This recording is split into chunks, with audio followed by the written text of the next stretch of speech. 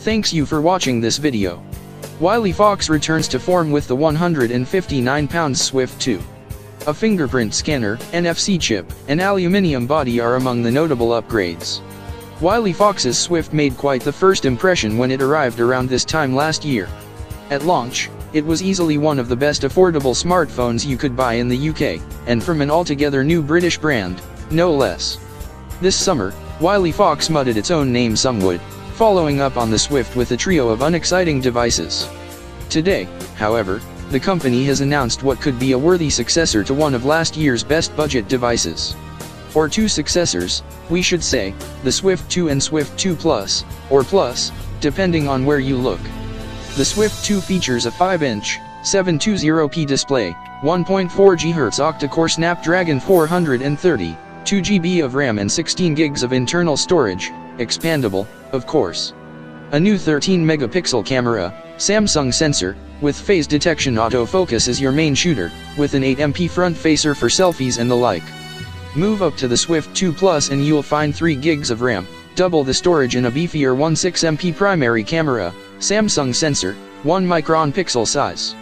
Otherwise, the devices are identical and by the numbers, not serious upgrades over the Swift.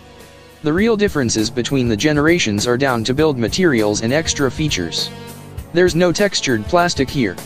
Instead, we're looking at aircraft-grade aluminium instead.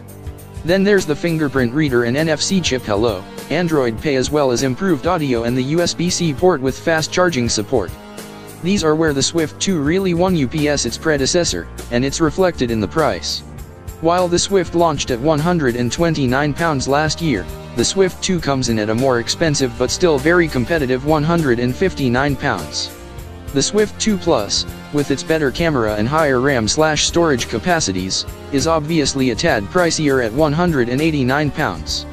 Both are available to buy direct from Wileyfox today, with Amazon releasing its stock this time next week. Picking the new Swift 2 up, it feels like a different beast to last year's model. Built exclusively from metal and glass, it's rock solid, and 20 grams heavier than the Swift at 155G. Their footprints are almost identical, however. I'd prefer it lighter, but that's the trade-off for using more premium materials.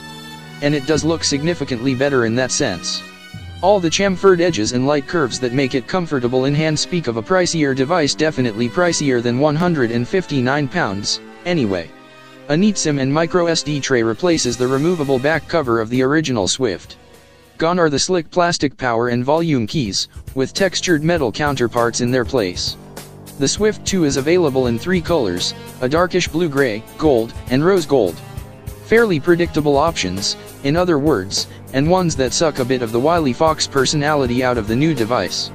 The simple, debossed Wileyfox logo may be present, but you won't find any bright orange accents this time around.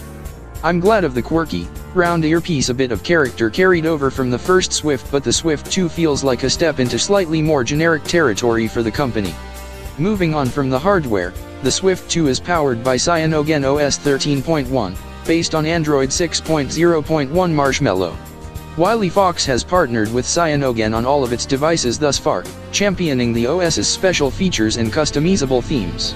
Snapdragon recently announced it was stepping away from full OS development, though, which isn't exactly ideal when you're about to buy a new phone running it. Wileyfox wouldn't speak on Snapdragon's behalf, but the company did make guarantees that the Swift 2 will be updated regularly, including to Android 7.0 Nougat. After a bit of a blip with the Spark series, Wileyfox appears to be back to making the kind of devices that are undeniably good value. Not formally announced today, but incoming all the same, the new family will be joined by the Swift 2X in due course. It's basically the Swift 2 Plus, but with a larger, 5.2-inch 1080p display and almost certainly a slightly bigger price tag to match.